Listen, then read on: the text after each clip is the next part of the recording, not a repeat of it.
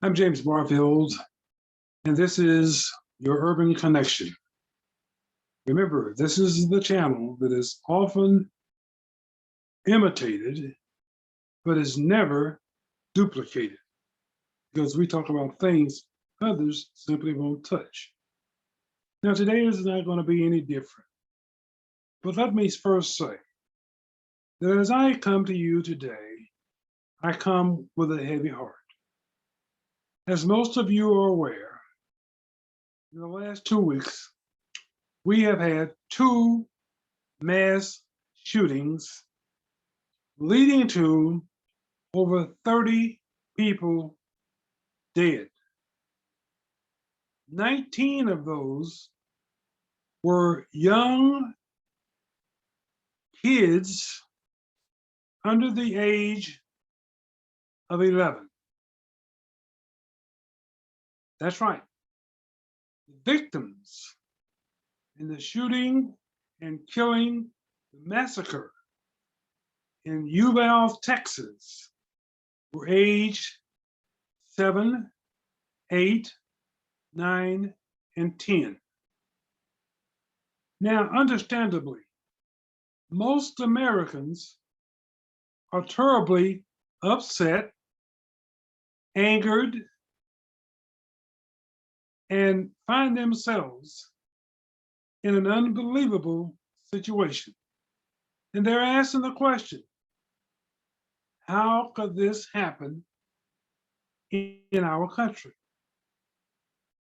They're asking the question, why did this happen? And they're also asking the question, how long will this go on? How many more mass shootings will we have to endure before our politicians take action besides simply uttering the words, my prayers and thoughts go out to the families and the victims? You know, that's not good enough. We've heard that same phrase mentioned over the last 20 to 30 years. Now, this time, I've heard at least one senator, Republican senator, when confronted by a reporter, to say this is not the time to talk about it. And you know what? I agree. It's not time to talk about it. It's time to do something about it. Now let's talk about who's responsible. And I'm going to say something here that nobody else has said. I don't know if they're afraid to say it, they're scared to say it, or what it is, but I'm going to say it. Who's responsible are the American public, the voting public. Now, why do I say that? Folks, I want to take you back to a time and a phrase that you've not heard for a very long time. And it should be on the lips and minds of every tax-paying American. And that is, we want a government of the people, for the people, and by the people. It is time we stop allowing, and I'm going to use that phrase, allowing our politicians to take control of our lives. It appears to me that the American public has forgotten that we hire these politicians only to have them forget about who hired them, who pays their salaries, who they were hired. And when I say hired, elected is the same as hiring. You hire them to speak up, stand up for you, and you hire them to represent you and your thoughts and listen to your concerns and follow through in an appropriate manner. And now we're in a situation where they do the total opposite. We must remember that our politicians, and I don't care if you're talking local, if you're talking state, or if you're talking national, our politicians do not represent us anymore. They represent special interests and big money. At the local level, it's your local developers. At your state level, it's the lobbyists. At your national level, it's big pharma, it's big tobacco, it's the NRA, and other special interest groups. That's who they take orders from. That's who they react to. And that is who they represent. They only use you as a tool to get in office. They will lie to you. Many of them are corrupt as they can be. Many of them are crooks. Many of them have no business being in Congress whatsoever. And yet, the American voter and the American taxpayer, we hear it every election cycle when they are upset, as they are today, about the shooting and killing of young kids, babies. We hear people saying, throw all the bombs out. But every single election cycle, when we hear that cry, the day after the election, 90%, or maybe I should say 95%, maybe even as much as 98%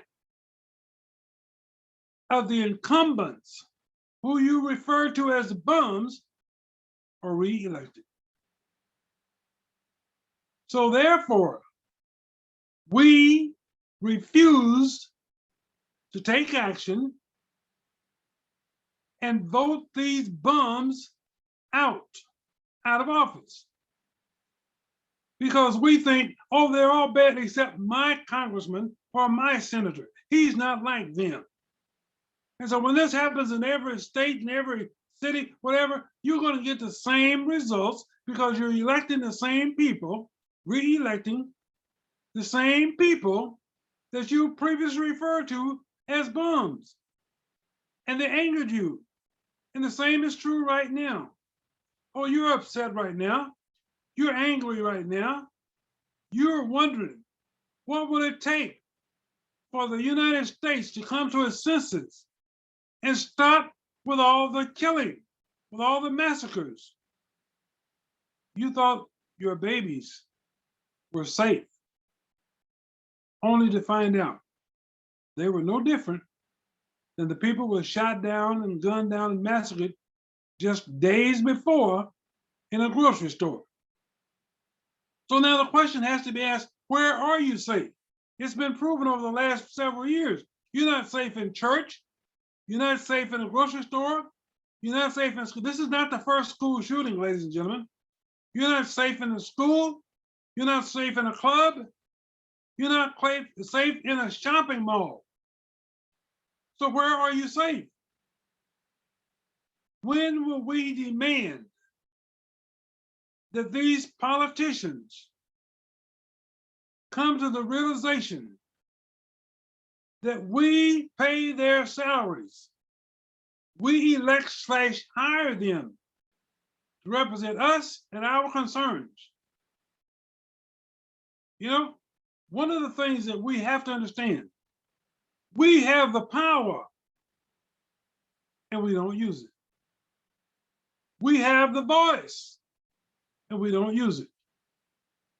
We allow politicians to place themselves above the law, as we saw in the ex-president, Donald Trump, who broke every rule in the book.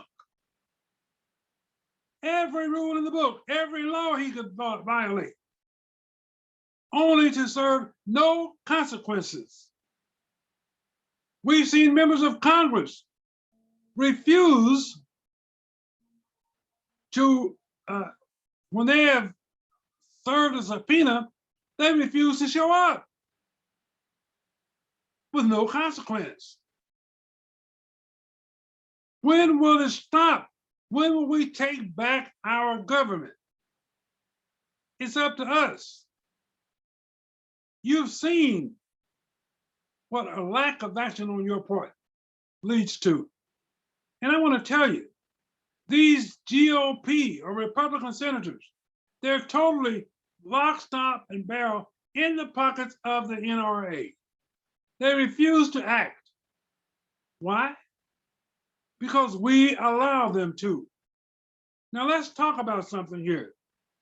If you are not in the mindset of firing these people, if you're not in the mindset of demanding they resign when they are involved in corrupt maneuvers, let's talk about something. And I think it's time we talked about it. It's time in this country we started to talk about term limits. Have you ever asked yourself why it is that your president is limited to 2 terms in office? Your governors are limited to 2 terms in office. Your council members in most cities are limited to 2 terms in office. But your congressman can serve until they die. They die in office. The same is true now for your Supreme Court. Ladies and gentlemen, it's time to talk about term limits. Now, I heard one GOP senator say the reason he won't get involved with more gun controls, tighter gun restrictions, because if he did, he would lose his seat. He would be primary. He would be unelected. So now, what does that tell you? He's more concerned about losing his seat by the NRA than he is about losing his seat to you. Because he knows you will talk big, you will talk bad, but your actions don't match your words. They know your bark is bigger than your bite. They've seen it time after time after time. You want some examples? I'll give you some examples. Ted Cruz, number 1. Marjorie Taylor Greene, number 2. Jim Jordan, number 3. Marco Rubio, number 4. And the list goes on and on and on. Here closer to home, how many times did the voting people of Kansas re-elect Senator Pat Robertson, knowing full well that Pat Robertson did not even own a home in the state of Kansas? Folks, I know most of you know what the definition of insanity is. To keep doing the same thing over and over and over and expecting a different result. It's not going to happen. You have to take action. Now, let me get back to one other thing. I cannot overlook this. The evangelical right-wing Christians who swear up and down that they are concerned and they are passionate about the lives of unborn babies. And yet, when we have the slaughter, the assassination of young 7, 8, 9, and 10-year-old kids in our schools, they don't have any concerns about that. They don't have any concerns about those babies. Those babies are breathing, living, walking, and trying to get an education. But you don't hear those evangelicals talking about that. We don't hear them encouraging their GOP senators and congressmen to put in place stricter, stronger gun laws. You don't hear that. Ladies and gentlemen, I want to tell you, I was born and raised in America, but this is not the same America that I was born in and raised in. We knew the minute these people started to talking about the Second Amendment, those of us that had a sense, an ounce of brain, knew what this would lead to. We knew that it would lead to more accidental killings, and it has. We knew it would lead to more road rage incidents, and it has. We knew that it would increase the number of homicides, and it has. And some of us had to know that it would increase the number of mass shootings, especially when you started to arming 18-year-olds and 17-year-olds with AK-47s, AR-15s, and other assault weapons. And in the state of Texas, to show you how far off track these guys are, this governor put in place an open carry that required no license, no training, no nothing. So these 18-year-olds are buying assault weapons, and they can't even buy a pack of cigarettes. They cannot buy a 6-pack of beer, but they can buy an assault weapon and go out and kill and assassinate and massacre school children, churchgoers, mall shoppers, and whatever else. And yet we sit back and allow this to continue because we don't demand anything from the politicians that we have hired to protect us, to serve us, okay, and look out for us. And they don't do it. And we continue to sit and act as if nothing has happened. Well, let me tell you one thing. You know, I've heard some people say, well, when will they react? Maybe it will be when one of their kids are killed in a school. No, because their kids don't go to public schools. Their kids are in private schools where they're well shielded, they're well protected. So that won't get to put them to action. You've got to put fear in their hearts of you, the person that elected them, the person that hired them. To continue to sit back and allow them to say time after time after time, shooting after shooting after shooting, massacre after massacre after massacre, my prayers and thoughts are with the victims and their families. Well, your heart is not with the victims and the families. Your heart is with the NRA. That's who you're serving. And you know what, fellas and ladies and gentlemen? Every time we have one of these massacres, gun sales go up. And guess who loves it? The NRA. It's time for us to wake up. It's time for us to stand up. And it's time for us to take back our country from these corrupt politicians. We now elect politicians that have no morals, have no integrity, have no dedication, and no commitment to the people that elected them or hired them.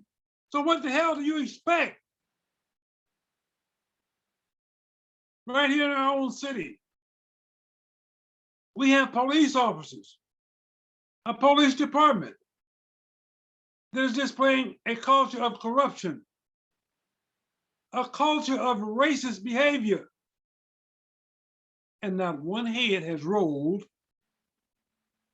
in view of that. Ladies and gentlemen, I want to tell you, I hate to say it, but right now you're getting the politics that you allow. And as long as you sit back and continue to do what you're doing right now, expect more of the same. I guarantee you, within probably 30 days, you will have another massacre. As a matter of fact, just before I came on with this program, there was a story about a 10-year-old male, white male, who's been arrested for threatening to shoot up a school. 10 years old. It's not getting better. It's getting worse, folks. Why? Because we allow it. We allow our congresspeople, our senators, and our congressmen to do what the hell they want to do, not what you want them to do. And you are afraid to fire them. Ladies and gentlemen, any businessman that had employees that did not do the duties that they were hired to do would be fired on the spot. So let's not forget, these politicians that you get so angry at, you have the ability to fire them, but you won't do it. So don't expect anything to change. Not sooner, not later, until you change. You are the change that you're looking for. I'm James Barfield.